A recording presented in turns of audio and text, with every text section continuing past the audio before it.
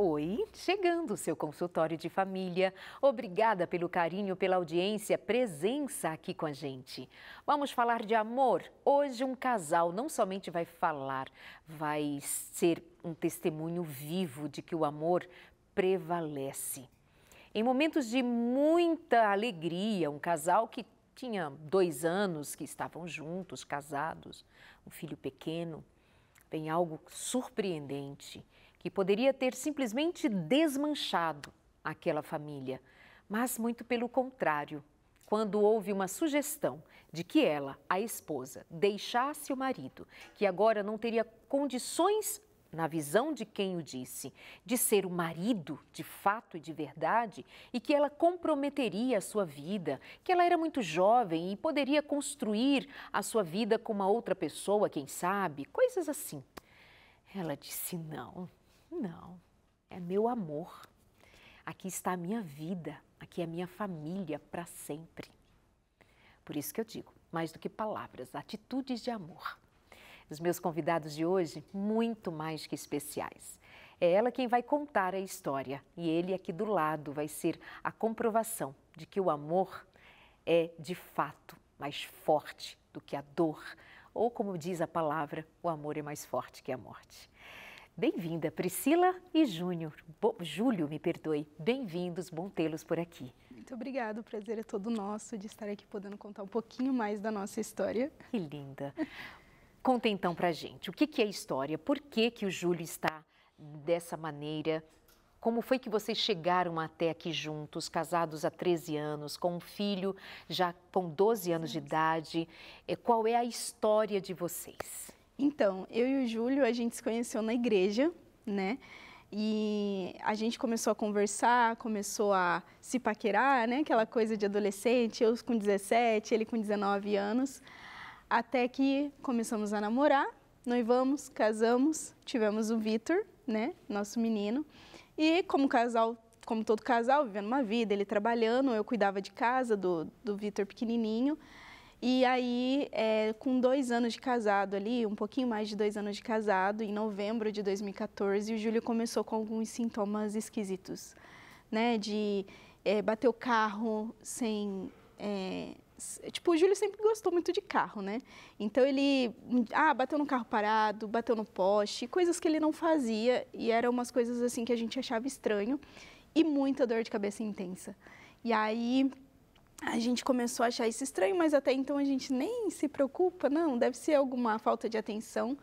Foi aí que num sábado, o Júlio sentado em casa falando que estava com muita dor de cabeça, ele sentado assim no sofá, o Vitor brincando no chão, eu limpando a casa, e aí, perdão, e aí, do nada, ele parou e olhou assim pra mim e falou: quem é essa criança? Aí o Júlio, porque o Júlio sempre foi muito palhaço, muito brincalhão, assim, né, então eu achei que ele estava brincando, eu falei: Júlio, para que esse tipo de brincadeira não é legal. Aí ele: não sei quem é essa criança. Aí ele caiu, não caiu, ele deitou a cabeça, meio que deu uma, assim, e ele falou: eu tô com muita dor de cabeça, eu vou deitar. Eu falei: vai lá, vai deitar. Nesse tempo que ele foi deitar, eu liguei para um amigo, para uma amiga, e eu falei assim: o Júlio não tá bem, eu tô preocupada com ele. E aí, foi que ela foi lá em casa, quando ela chegou, o Júlio tinha acordado, já estava bem, e aí ela falou assim: Pri, eu acho que é só preocupação das coisas que estão acontecendo, a gente estava passando por uma fase muito difícil, tanto no trabalho dele, quanto financeiramente em casa. Ela falou: não, é tranquilo, tô aqui. E deu um valor pra gente e ele insistiu. Eles saíram, ele falou: eu quero a minha mãe. Eu quero a minha mãe. E a gente morava em Ponta Grossa, que é uma cidade do lado de Curitiba, 1 hora. E aí eu falei assim: tá, tudo bem, vamos pegar esse dinheiro, vamos de ônibus, porque você tá com dor de cabeça. Não, eu tô de boa, a gente passa na farmácia, compra o remédio e vamos. Foi aí que eu conto que nasceu o nosso primeiro milagre. Porque ele já não estava bem e ele dirigiu todo esse tempo até a casa da mãe dele. E aí a gente chegou lá, ele ficou bem, com umas dores de cabeça, passou o domingo e foi muito esquisito porque a gente nunca conseguiu. O Júlio é o caçula de 4 irmãos, ele é o 5º. E a gente nunca conseguiu reunir todos os irmãos dele, sobrinhos, né? Enfim. E naquele domingo a minha sogra ligou e falou assim, o Júlio está em Curitiba. E naquele domingo reuniu todo mundo. Parecia uma despedida. E aí o Júlio, nossa, eu tô com muita dor de cabeça. Eu falei, amor, toma remédio, né? E foi indo. Chegou na segunda, a gente passou na casa do irmão dele, ele foi jogar bola, jogou bola, continuou com dor de cabeça na terça-feira também. Na quarta-feira que a gente ia voltar para casa, porque ele precisava trabalhar, né? A empresa já estava chamando ele, né, e tal. E aí ele passou mal. Ele começou a ter fraqueza, ele começou a ficar, tipo, muito fraco, não conseguia andar. Eu falei, não, a gente agora vai para o médico. Levei ele no posto de saúde e ele sem força, eu levei ele carregado, coloquei ele no meu ombro assim, né, joguei o braço dele e levei ele. Chegando lá, a médica não queria atender a gente, porque já tinha passado do horário dela. E aí eu implorei, eu falei assim, ele não tá bem, eu preciso de ajuda. Ela falou, tá, eu vou atender. Ela atendeu o Júlio e ela falou assim, olha, eu acho que o Júlio tá com uma virose muito forte. Mas vamos fazer um negócio? Eu vou escrever um papel, nesse papel, que se caso ele piorar, você vai no 24 horas e eles vão te atender na hora. Mas antes, aí ela fechou a porta e no receituário, ela receitou Salmos 27. E aí ela falou assim, vocês permitem orar por vocês? E nesse momento que ela fechou a porta, ela orou repreendendo o espírito de morte. E aí passou o tempo, a gente foi para casa, o Júlio não conseguia comer. Isso era meio-dia, 3 horas da tarde ele piorou muito. E sem força e com febre e tipo assim, já estava com a visão meio turva. E aí eu falei assim, vamos no hospital. Chamei a minha cunhada e falei, vamos levar o Júlio no hospital. Chegando lá, ele já não aguentava mais ficar em pé. Aí a doutora, na hora, com aquele papelzinho, realmente, a gente foi atendido na hora. A doutora fez alguns exames no Júlio, ele estava com visão turva, estava fraco, já numa cadeira de rodas. Só que ele caminhava, ele mexia, né? Mais fraco, bem fraco. E aí mandou internar ele, que ele tinha que fazer uma tomografia. Aí passou, internou ele. No outro dia ele teria que fazer essa tomografia. Um pouquinho antes da ambulância vir buscar ele para fazer a tomografia, ele teve uma convulsão. E aí foi aonde ele parou de mexer, parou de falar. Ele ficou, assim, 100% paralisado. Conseguia mexer um pouco a mão, mas era muito, muito pouco, né? Falava, não, enrolava a fala. E aí a gente foi lá, falamos com o médico, fez a tomografia. Na hora que chegou, o médico falou bem assim, Priscila, senta. E eu falei assim, não, eu não quero sentar, eu quero saber o que está acontecendo com ele. E eu era muito nova. Então, assim, ali você estava com 20 anos. 20 anos. Eu não entendia nada. Não entendia nada. E aí o médico falou, senta. Eu falei, eu não quero sentar, eu só quero saber o que está acontecendo com ele. Aí o médico falou bem assim, enfermeira, pega um copo de água com açúcar. Quando ela falou isso, eu falei, doutor, por favor, me fala o que está acontecendo com ele. Aí ele falou, olha, a gente fez a tomografia, ele está com uma mancha escura no cérebro e tudo indica que é um tumor. E eu, ai, tá. Sabe quando você respira assim, ai, tá. Aí eu falei, e tem cura? Aí ele falou assim, então a gente vai ter que correr com ele para UTI, porque ele está correndo risco de vida, se ele não fizer a cirurgia hoje. Aí eu falei, tá, e comecei a correr, liguei para a família, liguei para o meu pai. Quando eu liguei para o meu pai, ele, tipo assim, ele falou, meu Deus, eu estava aqui fazendo culto e eu orei por tumor, né, para que Deus sarasse e tal, e eu senti algo forte no meu coração e tal. Tá amarrado, câncer não. Quando ele falou câncer não, como assim câncer? Olha, para você ter noção da loucura, eu não sabia nem que tumor foi tudo também muito câncer surpreendente. Era a mesma coisa. E eu, meu Deus, aí eu me desabei.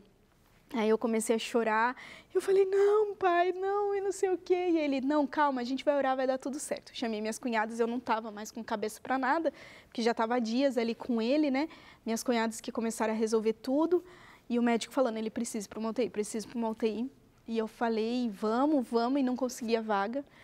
Conseguimos uma vaga, isso foi 3 horas da tarde, que o médico me falou, conseguimos uma vaga 11 horas da noite. Vai lá. Eu com ele na ambulância, e eu lembro que o olhar dele era muito desesperador. Ele estava com muito medo, e eu segurava na mão dele e falava assim, vai ficar tudo bem, eu estou aqui, eu não vou largar sua mão, e eu estou com você. vai ficar tudo bem, não dorme. Na minha cabeça ele não podia dormir, não dorme, pisca, você tá bem, né? Porque ele ficava assim, ó, com aquele olhar distante, apavorado. E aí foi assim, no 45 do segundo tempo, que eu digo, quando ele entrou na porta da UTI, que os médicos chegaram com ele teve uma parada cardiorrespiratória.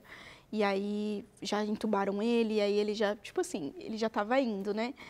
E aí ficou numa UTI. Nos primeiros dias eu não consegui ver ele. No terceiro dia, se eu não me engano, eu fui ver ele estava muito mal, né, entubado, e o médico me chamou e falou, olha, a gente está esperando, porque não é um tumor que ele tem, e a gente não sabe o que ele teve. E a gente está esperando ele melhorar, porque qualquer coisa que a gente faça, ele corre risco. Então, a gente precisa esperar ele estabilizar para poder fazer uma ressonância para saber o que aconteceu com ele. E lá se foram 7 dias. Uau! 7 dias ali, ele tentando viver, né, sobreviver, né, enfim, lutando pela vida. E aí, 7 dias depois, o médico me chamou. E ele falou assim, olha, Priscila, fizemos a ressonância magnética, realmente não é um tumor. O Júlio, ele teve um AVC isquêmico no tronco cerebral, um AVC gravíssimo, que custou a vida dele. Ele está em coma induzido, a gente não sabe se a gente tirar os remédios ele vai acordar. E assim, se ele acordar, ele vai ficar em estado vegetativo e não vai lembrar de você, porque ele vai perder a memória, ele vai perder tudo e ele vai só piscar e vai viver assim o resto da vida. E aí foi onde ele olhou assim para mim e falou assim, olha, você é muito nova, é uma moça bonita, se eu fosse você eu deixava para a família cuidar, porque você é muito jovem e ele vai ficar ali, deixa que a família cuida e até ele ir, né? Se ele sobreviver. E aí eu lembro que eu olhei assim para o médico, eu nunca fui uma pessoa assim de retrucar e nem de falar com tom alto, nunca fui assim. E aí eu olhei assim para o médico e falei assim, doutor, não, é na saúde, na doença, na alegria e na tristeza até que a morte nos separe. Se tem alguém que o senhor vai ver aqui, nesse hospital, até ele sair daqui, sou eu. E aí o doutor olhou assim para mim, e aí eu falei assim, mas sabe, doutor, eu tenho dó do senhor. Aí ele, por quê? Não, perdão, eu falei, eu tenho dó da sua esposa. Ele, por quê? Eu falei, porque se acontecer a mesma coisa, o senhor vai deixar para a família cuidar. Mas aqui não é o meu caso. Eu vou estar aqui com ele. Enquanto o senhor não me chamar e falar que ele morreu, eu estarei aqui com ele. Aí o médico arregalou o olho e falou assim, nossa, que mulher admirável, porque eu falo isso com muita frequência, porque isso acontece muito. Era uma UTI de pessoas com AVC e as meninas simplesmente vão embora, as pessoas, os homens simplesmente vão embora e você está aqui e você não está abrindo mão disso. E eu falei, não, eu não vou abrir. Enquanto ele estiver aqui, ele estiver vivo, eu estarei aqui. Ele deve ter ficado bastante constrangido, né? Ficou surpreendido muito. E constrangido com suas Ficou palavras. muito, porque ele chamou, eu estava do lado do Júlio, ele me chamou para longe do Júlio, né, para falar isso. E quando eu falei, ele arregalou o olho assim, tipo, meu Deus, né? E então, aí ele permanece internado? Permaneceu internado por 3 meses. Foi feita cirurgia? Não foi feita cirurgia, não precisou. Não tinha como fazer? Não tinha o que fazer, já tinha acontecido. Foi tarde demais, né? E ele acordou alguns dias depois, né? Graças a Deus, a primeira coisa quando ele acordou que eu chamei ele, foi que eles falaram... agora você precisa testar para ver se a memória dele tá boa. Essa reação do Júlio é de emoção? É emoção. Da lembrança de tudo que aconteceu, sim, né? É emoção. Ele se emociona muito, né? E aí eu lembro que a primeira coisa que eu perguntei, eu falei, eu vou testar. Qual é o número do meu celular? E aí eu não sabia como falar com ele. Aí eu falei, então você vai piscar, eu vou falar os números e você vai piscar no número, né? E ele sabia quem era eu.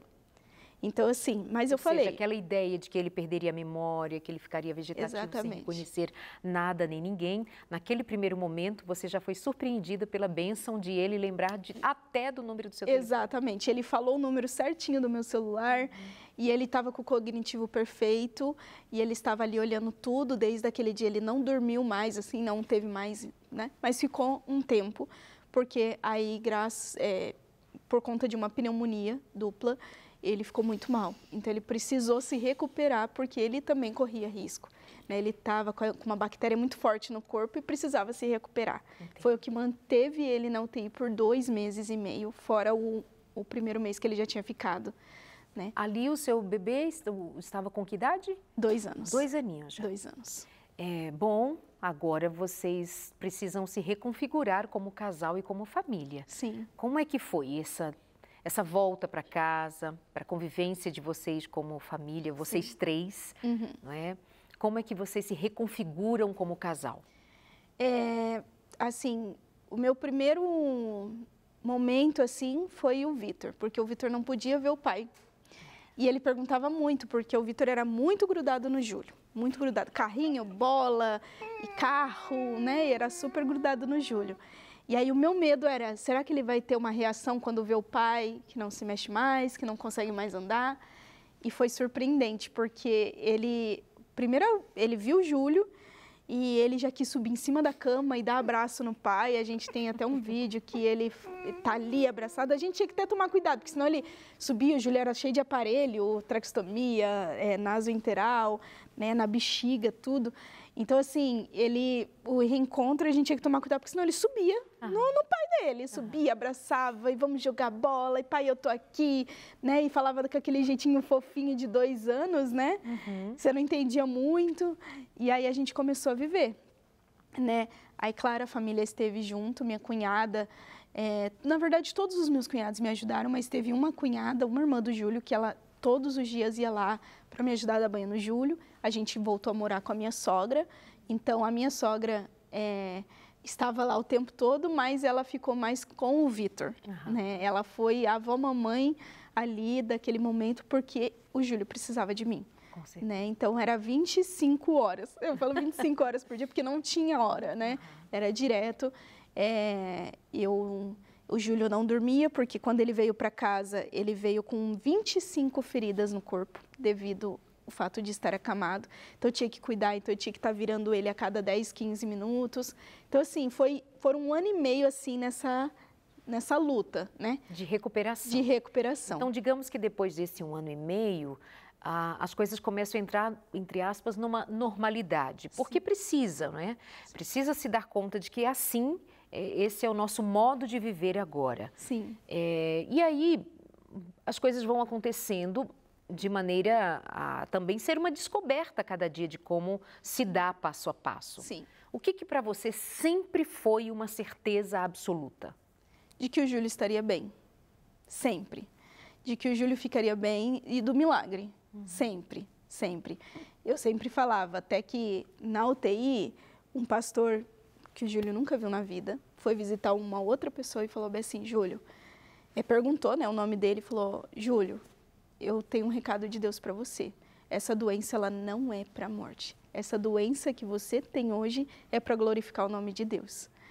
E foi isso, né, amor? E aí, então eu sempre tive essa certeza. Mas assim, claro que no começo a gente pergunta, por que Deus? Sim. Por que com a gente? A gente nunca fez nada de errado, assim, tipo, poxa, né? Tanta gente mal no mundo, por que a gente?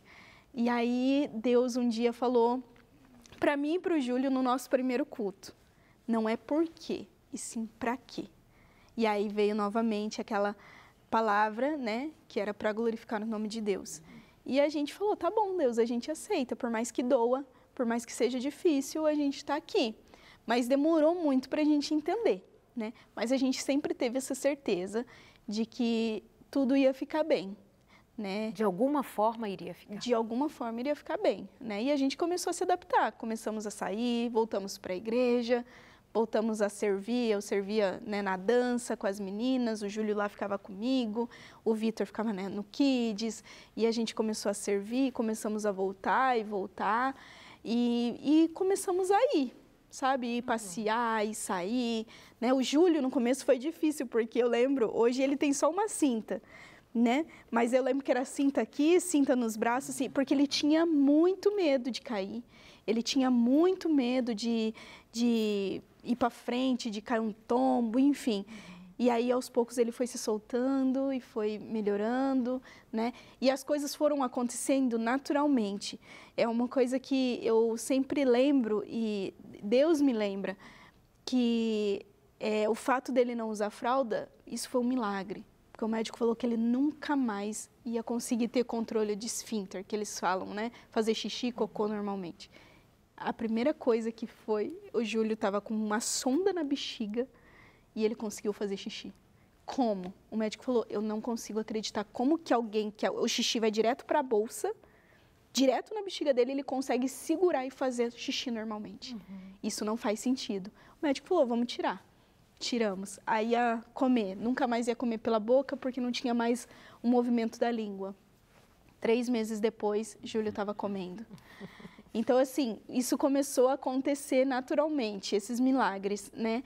O dedo do pé, o pé subindo, a mão, o dedo, assim, a gente ia falar, meu Deus, está acontecendo, porque para quem ia ficar em estado vegetativo, ver um dedo mexer, ver um braço levantar, uma perna levantar, isso era uau, né?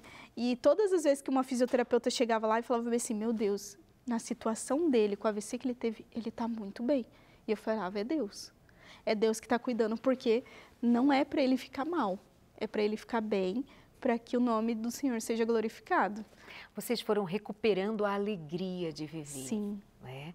Vocês foram recuperando a alegria de ser família, apesar das limitações do Júlio, mas tinha um amor que cercava vocês, que assim, quando eu os vi pela primeira vez na rede social, eu disse, gente, mais pessoas precisam conhecer essa história, porque de fato é inspiradora, de uma menina de 20 anos, que está casada, tem um filho pequenino de 2 anos de idade, agora diante de uma situação tão adversa, tão complexa, ela diz, aqui é o meu lugar, daqui jamais irei sair, e essa história vai se desdobrar para a glória de Deus, esse é o homem a quem eu amo, vai voltar a sorrir, e eu sorrirei junto com ele também. Isso é de uma grandeza, de uma nobreza que por si só, já glorifica o nome de Deus, né? Sim. Quando você decide sair, quando você decide viver, isso é para tocar a alma da gente. Sim. E bem dizer o nome de Deus, o amor é uma realidade. Sim. Como é que está o seu filho hoje? O filho de vocês? Um moço, né? Ele é grandão, tem quase 1,70 m, né? Igual o pai. É postar o Vitor nas redes sociais e falar, meu Deus, ele é a cara do pai, só dá isso. Tá um moço lindo.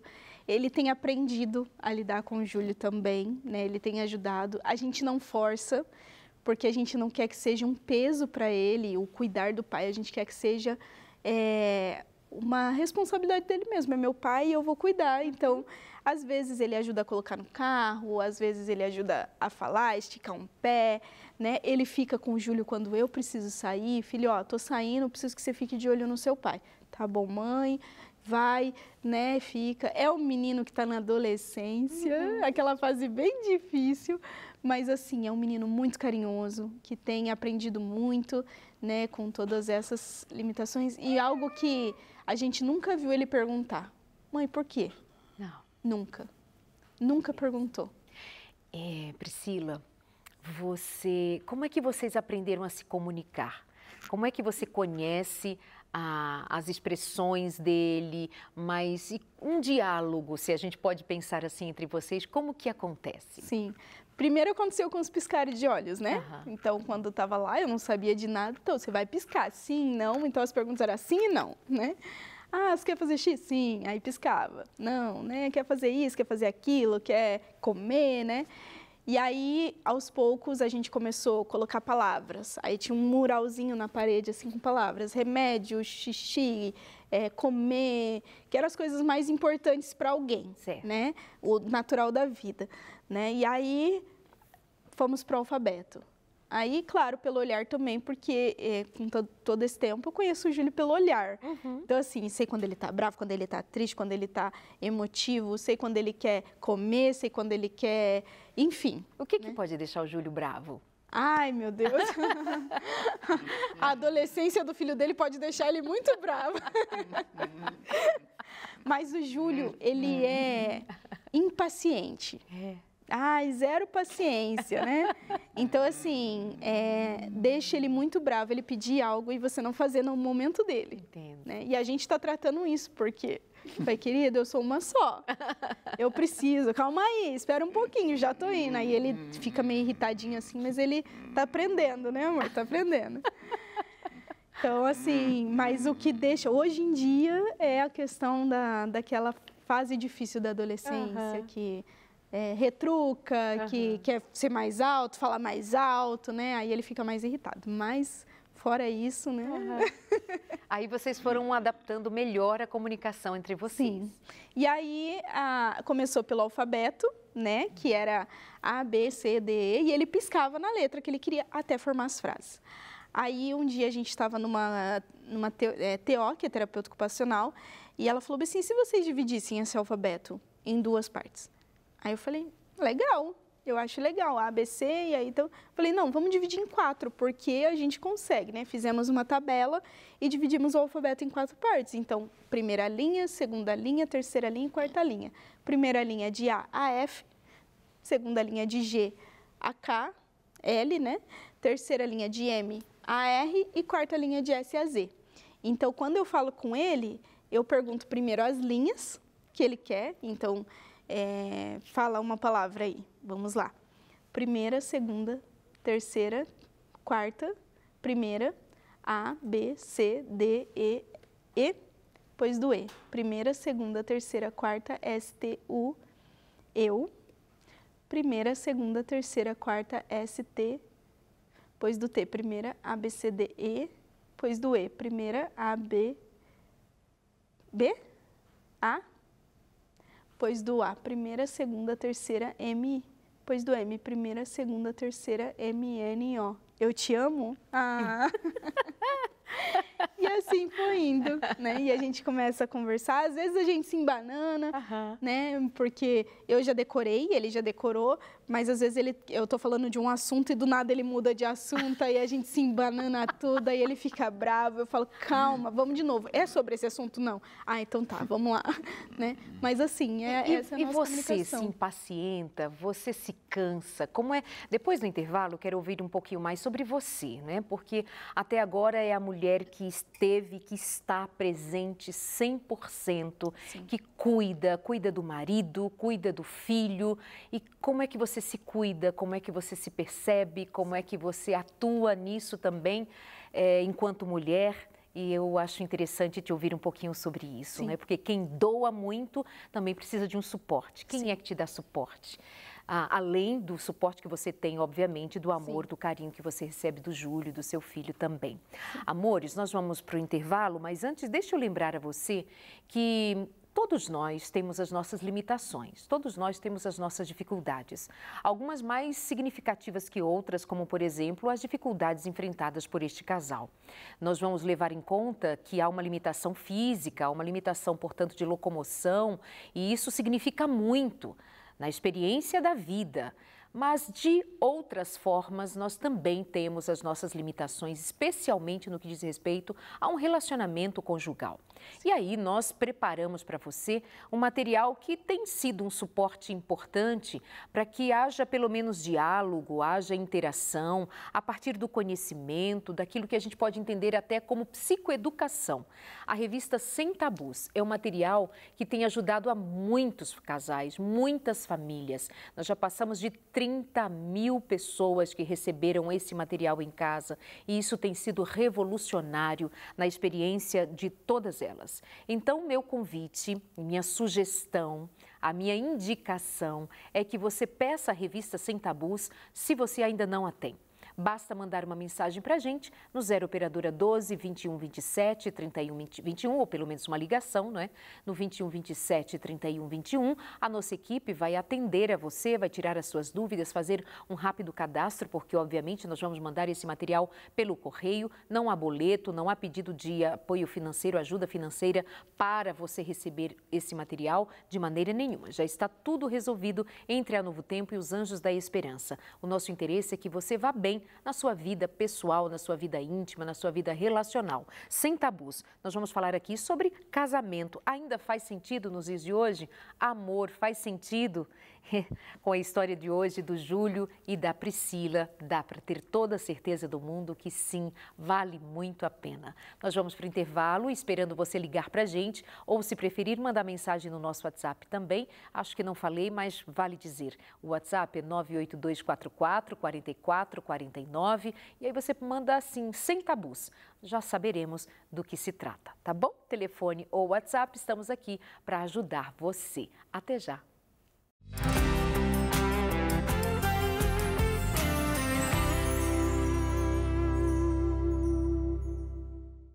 Vem pra cá e a gente continua juntinho no consultório de família. Hoje recebemos um casal maravilhoso com uma história incrível de superação. Não é nem de superação tão somente, é de aceitação de que é assim o caminhar, mas que fica sólido um amor numa hora como estas. E se você está chegando agora, eu estou me referindo ao Júlio e à Priscila, que são casados, são pais, mas que num dado momento, Júlio teve um AVC gravíssimo, perdeu todos os movimentos. Num primeiro momento, pensou-se que ele ficaria vegetando para uma vida inteira, mas de lá para cá, Deus tem agido de maneira maravilhosa, inegável o agir de Deus na vida desse casal, na vida especialmente do Júlio, que quando pensavam que assim vegetaria na previsão médica, clínica, de lá para cá, muitos ganhos, muitas vitórias, muitas bênçãos, não é, Priscila? Sim. E aí nós contamos sobre isso num primeiro momento e agora eu queria saber um pouquinho de você, Priscila, mulher, como que você, em algum momento você se cansa, entendo, em algum momento você precisa de suporte, de apoio, de carinho. Como que é essa sua experiência? Sim, eu demorei muito para achar que eu canso, né? Eu falo que eu vivi muito tempo da minha vida no automático. No automático e foi indo, né? Só vivendo porque a minha família precisava mais de mim, né? E eu sempre tive essa dificuldade de cuidar de mim e deixar os outros, né? Não que deixar de lado, mas assim, eu tô cuidando deles, né? E Deus está cuidando de mim. Isso é lindo, né? Isso é maravilhoso. Sim. Isso é o mover da fé, do Espírito de Deus, de dar ao outro a importância que o outro tem. Sim. Isso não deva ser de maneira nenhuma deslegitimizado. Sim. A gente só não pode esquecer também de que, por exemplo, lembro agora de quando os discípulos de Jesus voltam de uma missão muito importante, Jesus os leva para um lugar à parte, para que eles pudessem comer e descansar. Então, isso não diminui em nada o ministério dos discípulos ou o ministério de Jesus, ter um lugar para descansar, para comer, como Jesus muitas vezes fazia, de ir na casa dos seus amigos, Marta, Maria, Lázaro, para ter um momento a sós com eles ali. Então, é só essa menção de que bendito seja o Deus da tua vida, o Espírito que se move em você, que sempre levou a você considerar o cuidado com o outro, sim, o amor ao outro. Mas chegou um momento em que preciso reconhecer de um tempo de recolhimento para mim, para que eu possa continuar. Sim, e foi esse tempo que aconteceu há um ano atrás, onde depois de quase 10 anos, né, de tudo, sempre cuidando e tal, eu sempre fui uma pessoa que eu busquei, como que diz, ir numa academia, fazer algum exercício físico, né, me alimentar um pouco melhor, mas sempre na correria da rotina que me engolia, né, porque era muita coisa, eu acabava me esquecendo, me deixando para trás. E aí foi aonde, em 2023, eu comecei a passar muito mal, né, e aí comecei a terapia, comecei com alguns médicos, e aí descobri uma depressão. E aí o médico falou assim, a psiquiatra falou assim, eu me surpreendo todos esses anos e você não ter tido, e isso só ter acontecido agora. E aí eu falei bem assim, é Deus. Eu acho que é um momento de quando, para mim foi um choque, né? Tipo, meu Deus, eu tô com depressão, mas eu não tô num quarto fechado, né? Ela falou, não, você precisa entender que o seu corpo está pedindo ajuda. Isso. E aí foi um lembrete de Deus falando assim, eu estou cuidando de você, mas eu preciso cuidar um pouco mais de você. E a depressão não é para te deixar para baixo, é para te mostrar, é para te lembrar que você tem um corpo físico, uma mente que precisa ser cuidada, né? E aí foi aonde eu comecei a me cuidar, foi onde eu comecei a ir nos médicos, a tomar remédio, né? Descobri pelo meu filho, né, que tem o TDAH, porque ele fez um diagnóstico, deu, né, a escola pediu, e aí deu o diagnóstico e falou, é genético, o diagnóstico do Vitor é genético, quem que tem esse TDAH? E foi feito exame no Júlio, não tinha, aí a mãe dele tinha. Para mim foi outro choque, outro baque, né? E aí a doutora falou, Priscila, você precisa descansar, você precisa parar, né? E aí eu, tipo, porque foi, o que aconteceu? 2022, até 2022, eu morei com a minha sogra. 2020, 2021, eu morei com a minha sogra. Então, eu tinha o suporte dela, eu tinha todo aquele, né, eu tava com alguém ali que, né, não... dividindo as cargas. Isso, né, então, quando eu não cozinhava, ela cozinhava, quando eu não limpava a casa, ela limpava, né, então, ela tava ali comigo. E aí, a gente foi para Minas Gerais, que o Júlio tinha ganhado um tratamento e foi aonde eu fui sozinha com ele e o Vitor. Saí de Curitiba e fui, tipo, 1000 quilômetros longe da família, longe de todo mundo, numa cidade que eu não conhecia ninguém. E aí foi aonde o meu corpo pesou.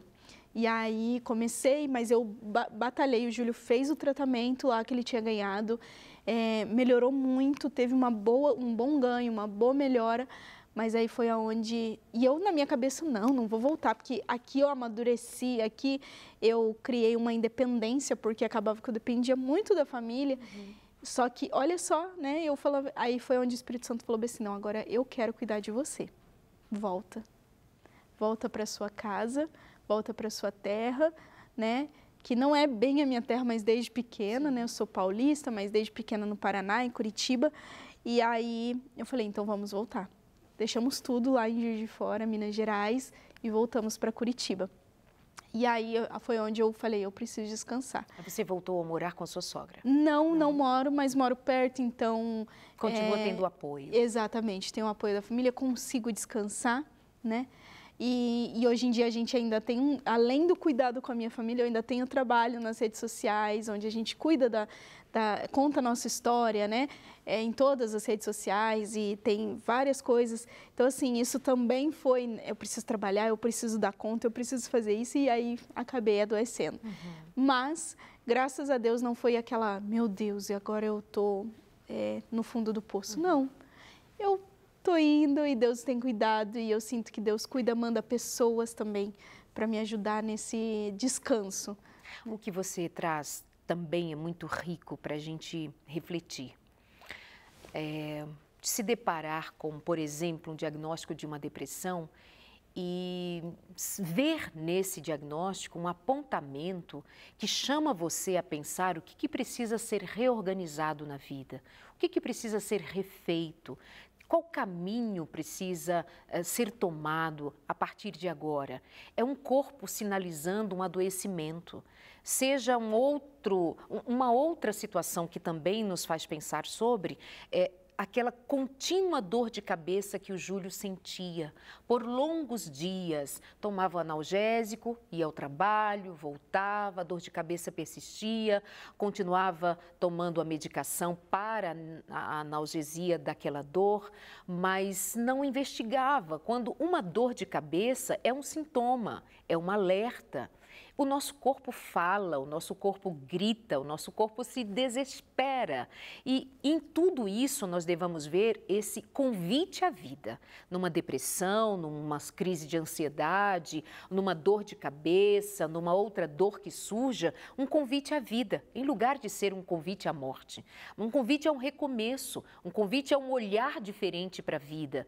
Então, mesmo a mulher com tamanha fortaleza, mas que não é uma super-heroína, é uma mulher jovem, que se deparou com uma situação tão adversa e agora precisa tomar em suas mãos a responsabilidade de continuar sendo a mulher do Júlio, a esposa, a mãe, como é o nome do seu filho? Vitor Hugo. A mãe do Victor Hugo, mesmo com 20 anos de idade, tomar isso com força, com coragem, com o abraço da família, com a fé em Deus, com todo mundo junto, mas ela sendo o suporte principal. Ela cuidando, ela correndo, porque afinal de contas era o marido dela. Mas chega uma hora que o corpo manda um alerta e diz assim, você precisa desacelerar um pouco, porque você não é uma super-heroína. Você é uma menina. Sim. E que fique muito claro o cuidado de Deus, o agir de Deus, que deixa com que o nosso corpo sinalize tão rapidamente para que a gente retome a si, para que o Júlio continue tendo você, Priscila, com saúde, com alegria, com disposição. Sim. E que o Júlio também, certamente, é muito afetado pela sua boa disposição, não é? Sim. Eu acho que é muito da sua alegria, contagiou o Júlio e contagia até hoje, para que vocês também possam juntos celebrar essa melhora e essa vitória na vida, é ou não é? Sim, com certeza. Ele foi o que mais me apoiou, né? É o que deixou, às vezes, de tomar um café da tarde para que eu pudesse descansar um pouco mais, né? Às vezes, eu ir dormir muito cedo, tipo 7 horas da noite, porque eu estava muito exausta, muito cansada, e ele não jantar, não pedia janta. Tipo, era um cuidado que ele estava tendo comigo. Nossa, Priscila, mas você deixou de alimentar ele? Não, ele escolheu por si próprio não me acordar, ele escolheu por si próprio não atrapalhar o meu descanso nesse tempo para que eu pudesse voltar isso. E isso aconteceu muito. Ou seja, você não o abandonou sem o jantar. Você dormiu ali do lado e ele escolheu não te acordar. Porque se eu acordasse, se ele falasse estou com fome, eu ia levantar e eu ia dar a janta para ele. Então, ele escolhia, né? Aí ele só falava, quero ir para a cama. Aí eu levantava, então vamos para a cama. E aí deitava, dormia e assim ia. E são pequenas coisas no dia a dia que eu vejo esse cuidado dele comigo, né? Então, e ele entende. Não foi uma pessoa que falou, não, agora você precisa cuidar de mim e o que será de mim? Olha a minha situação. Não. Em momento nenhum, ele falou, não, agora você também precisa de cuidado, né? Então, ele sempre está comigo, ele sempre me lembra dos meus remédios que eu tenho que tomar, você já tomou seu remédio? Falei, não, calma aí, vou lá tomar. Ele sempre dá um jeitinho de fazer com que eu fique bem, né? Então, preciso sair com uma amiga, eu preciso tomar um café, você tem porque o Júlio que cuida do financeiro da casa. É ele que cuida do financeiro da casa. Aí eu falo, se você me dá um dinheirinho para mim tomar café com uma amiga, para mim respirar, e ele vai lá. Aí deixo ele com alguém, com o Vitor ou com alguém. E como ele conseguiu essa autonomia? O Júlio, depois de 2 anos, quando a gente começou, ele teve a iniciativa de querer algo para mexer no celular. Foi onde a gente comprou o primeiro tablet para ele fazer um teste. Aí colocamos um lápis na boca dele, um lápis mesmo, com uma pontinha de touch, né, para mexer. E ele começou a mexer no celular. Foi muito difícil. Até que o Mateo falou, não, a gente precisa arrumar isso. Arrumou uma caixa para ele, compramos, aquele tablet era só para um teste, depois compramos um tablet novo, porque tinha que ser grande. E aí foi indo, ele começou a mexer.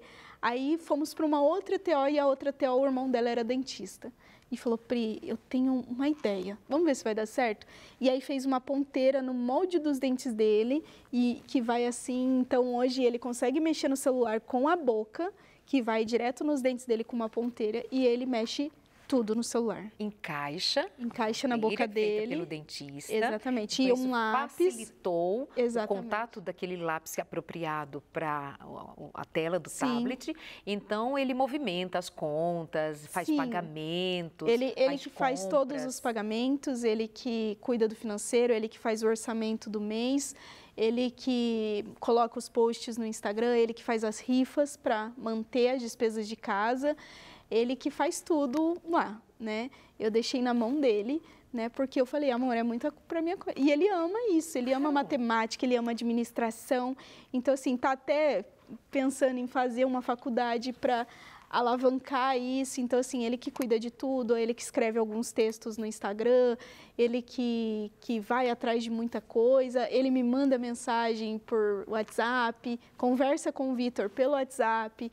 Então, assim, Mudou muito. Inclusive, esses dias, o celular dele tinha estragado, porque daí, aos poucos, foi diminuindo. E aí, esses dias... Foi diminuindo o quê? O tamanho do celular, entendi. né? Foi diminuindo o tamanho. Era um tablet gigante, aí foi indo. E aí, o celular dele estragou. E aí, eu comentei com os nossos seguidores, e os nossos seguidores deram um iPhone para ele, de última geração e tal. E hoje ele tem, assim, todo bobo, ele fica lá, cuida, né, do celular dele, todo feliz, e é ali que ele faz as coisas dele. Então, tem dias que ele fica horas ali resolvendo problema. Ali é o escritório dele. É o escritório dele. Então, ele passa, e aí ele me manda. A gente tem um grupo lá de financeiro. Aí ele, olha, me passa as suas contas, quanto que você tem que pagar? Quanto que é tal pessoa? A gente tem tanto, vai faltar, o que a gente faz, né? Como que é a subsistência de vocês? Vem do suporte do que vocês recebem das redes sociais? Você não trabalha fora, não trabalho. Né? Não tem como. Não tenho condições de trabalhar fora. Claro. Hoje, o Júlio tem a aposentadoria dele, né, que é um pouquinho mais de um salário mínimo. E aí, através das redes sociais, a gente faz rifas, né? Às vezes, a gente pede ofertas também. A gente não fala ajuda, é oferta, porque a gente deixa bem claro que cada pessoa que manda um valor para a gente, por menor que seja, abençoa a nossa vida para que a gente consiga seguir em frente. Porque a gente tem contas, são muito altas pelo fato da questão da acessibilidade, não é qualquer apartamento que a gente tem que morar, porque precisa entrar cadeira de rodas, o banheiro precisa caber, claro. Tem toda a questão de fisioterapias, né? Sim, muitas coisas. Locomoção, que hoje a gente ainda, né, se Deus quiser, mas ainda a gente não tem um automóvel, então a gente vai de Uber para cima e para baixo. Então, assim, tem muitas coisas que se você colocar na ponta do lápis, você fala bem assim, Deus... socorro! Deus quem tem mantido vocês. É louco, porque com o carinho das pessoas que acompanham a história de vocês, o amor, obviamente uma família presente. Sim. Certamente vocês são muito queridos, muito amados, porque Deus tem derramado amor sobre a vida de vocês. E uma vez eu questionei Deus. Eu falei, Deus, o Senhor falou que isso não é para a morte, é para a glória do Senhor. O Senhor sabe que eu não tenho condições de trabalhar. O Senhor sabe que o Júlio não tem condições de trabalhar. O Senhor deu aposentadoria, ok, mas não tem como a gente se sustentar com uma aposentadoria. Como que eu vou fazer? E aí eu lembro muito bem que eu falei assim, Deus, eu preciso que o Senhor fale comigo. E aí eu abri em Mateus 6:25, que ele fala que ele cuida das aves dos campos. Se ele cuida das aves dos campos, do lírios, que ela hoje está florido e logo é lançado ao fogo, quem dirá de nós? Né, que não deixaria faltar alimento, não deixaria faltar roupa, mantimento, enfim. E aquilo lá pegou muito para mim. E desde então, mesmo quando a gente não tinha as redes sociais a gente começou em 2020. Bem antes das redes sociais, pessoas, do nada, iam na porta da nossa casa e falavam assim, Deus mandou entregar uma caixa de leite para vocês. Deus mandou eu trazer esse sabão em pó. Tinha gente que chegava assim com caixas de chocolate para o Vitor. Olha, Deus me mandou pessoas que a gente não conhecia. Às vezes minha sogra falava alguma coisa, falou, olha, eu estava dormindo e Deus me incomodou e eu tive que vir aqui. E aí eu pedi para tal pastora de tal lugar me passar o endereço e a pessoa chegava lá com uma compra, né? Então, assim, a gente sempre viu a provisão de Deus, né? Porque o Júlio, ele ficou sem aposentadoria 7 anos, foi uma luta para aposentar ele. A gente não tinha R$1 no bolso. A gente não tinha 1 centavo e eu lembro que, assim, o Vitor pedia bala e aí a gente falava assim, filho, Deus vai prover. E aí chegava uma pessoa com uma cesta de chocolates. Então, assim, era uma coisa muito...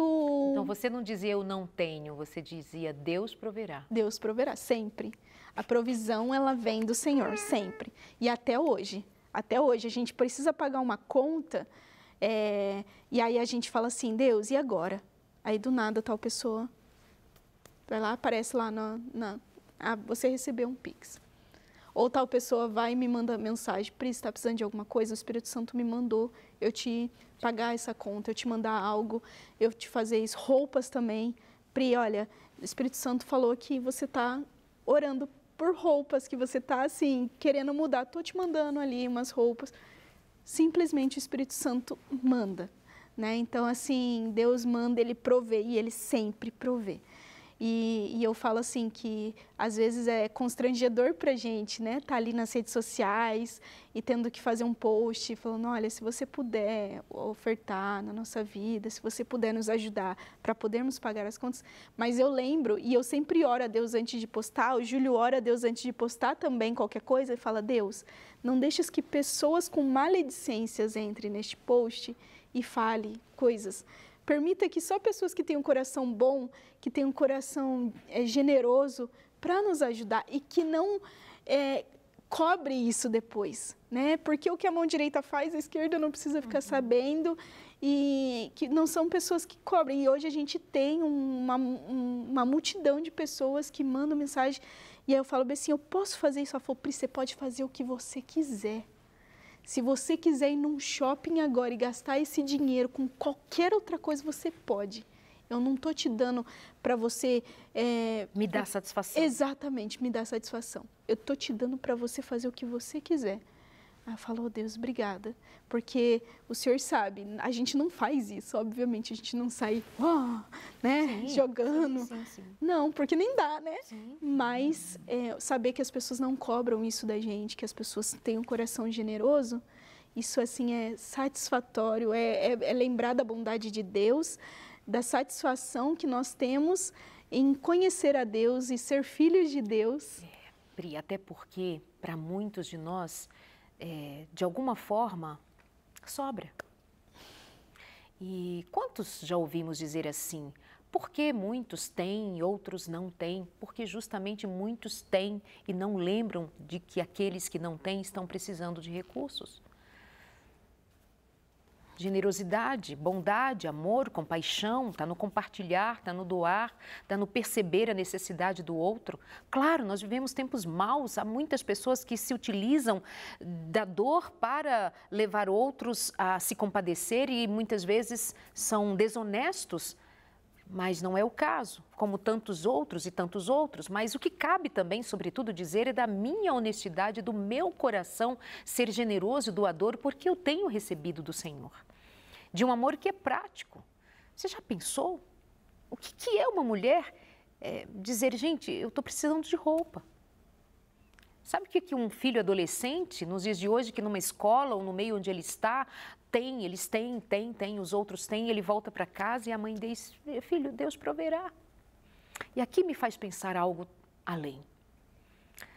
Você muitas vezes tem tomado sobre si o peso de manter a sua casa, de manter os seus filhos, de se manter e dizer, se eu não der a minha vida, o meu suor e o meu sangue, lembre-se. Leia Mateus, capítulo 6, isso é muito claro no discurso de Jesus. Sou eu quem os mantém. Não tenha medo de ficar para cuidar dos seus filhos, Deus proverá. Não tenha medo de ficar para cuidar da sua esposa, cuidar do seu marido, Deus proverá. Deus proverá. Essa deveria ser ou deve ser a palavra que nos sustenta, Deus proverá. Na saúde, Deus proverá. Na doença, Deus proverá. Na falta dos recursos financeiros, Deus proverá. Deus proverá. É Deus quem proverá. Porque muitos de nós estamos tão fracassados, ou pelo menos no sentido fracassados, porque somos nós quem pensamos que somos nós quem provemos. Deus proverá. Deus provê inteligência, Deus provê sabedoria, Deus provê força, Deus provê pessoas, Deus provê recursos, Deus provê. E que o nome dele seja glorificado. Jesus chegou a dizer, estas são preocupação dos pagãos, mas vocês não. Deus proverá. Eu te agradeço, Priscila, Júlio, pelo testemunho, por se permitirem ser instrumentos de Deus. E como você perguntou lá atrás, por quê? E a resposta é para quê? Para glorificar o nome de Deus. Numa vida que não é para sempre, não será assim para sempre, né, Júlio? Isso tem dia e hora para marcar, para acabar. E nós cremos num Deus vivo, Deus verdadeiro, Deus único, Deus sobre tudo e sobre todos. Sim. Que logo, muito logo, ao de enxugar as nossas lágrimas, de restaurar o seu corpo e de você levantar para glorificar a Deus, para nunca mais ficar preso numa cadeira de rodas. Para que a Priscila nunca mais experimente uma depressão, uma tristeza ou um cansaço. Para que o Victor seja abençoado com a alegria de ver nos seus pais dia a dia essa fé que não morre. E que Victor, Júlio e Priscila e você e eu possamos no dia de Jesus vê-lo face a face e ele diga: vinde benditos do meu Pai. Amém. Passou. Agora é uma outra história. Vida nova. Mas por agora, que vocês continuem sendo amados, cuidados e que continuem sendo assistidos em amor para que o dia a dia seja mais leve. Obrigada, viu, por terem vindo. Eu que vindo. agradeço. Deus te abençoe muitíssimo. Amém. Obrigada. Fica o convite também para você acompanhá-los nas redes sociais, ajudá-los como for do seu querer também. Obrigada pelo carinho. Fica aqui esse testemunho vivo de que o amor é mais forte que tudo. O amor é Deus. Deus é amor.